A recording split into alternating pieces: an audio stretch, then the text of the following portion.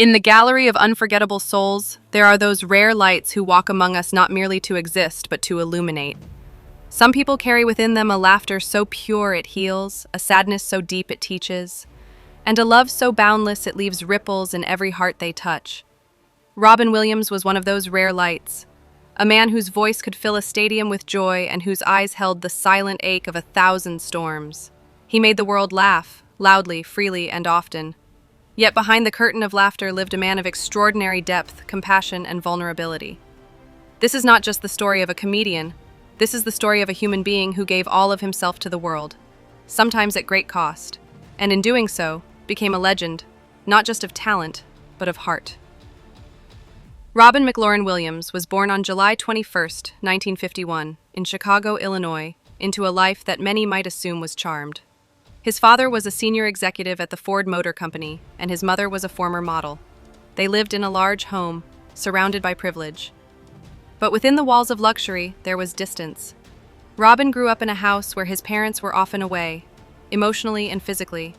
He spent hours alone with his imagination, talking to himself, inventing characters, and mimicking voices. He would later say, "I used to think the worst thing in life was to end up all alone. It's not. The worst thing in life is to end up with people who make you feel all alone." That loneliness shaped him, not into despair, but into wonder.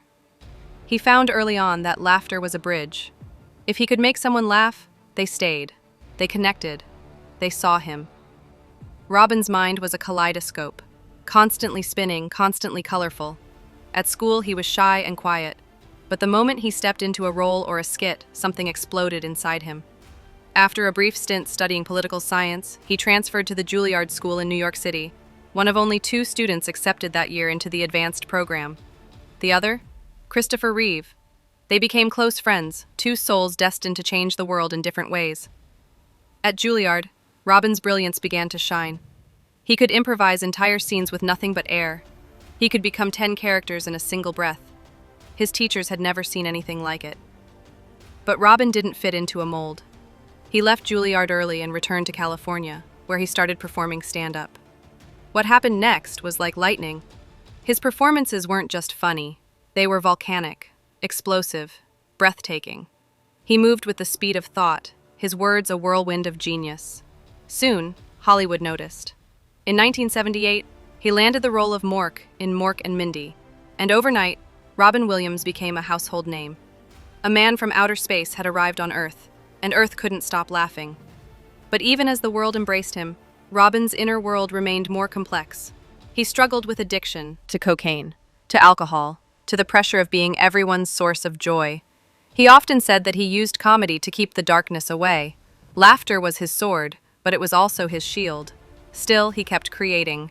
He starred in films that made us laugh, like Mrs. Doubtfire, Aladdin, and Good Morning, Vietnam. And then he broke our hearts open in roles like Dead Poets Society, Good Will Hunting, and Awakenings. His range wasn't just wide, it was soul deep. He could make you cry in silence and then laugh through tears in the same scene. In Dead Poets Society, he played John Keating, the teacher who dared students to seize the day. That role wasn't just a performance, it was a philosophy. Robin lived it. He seized every moment, gave everything in every frame, poured his heart into every role. And yet his private battles never ceased. He spoke often of the loneliness that followed fame, the isolation that comes from being adored on screen and unknown in real life.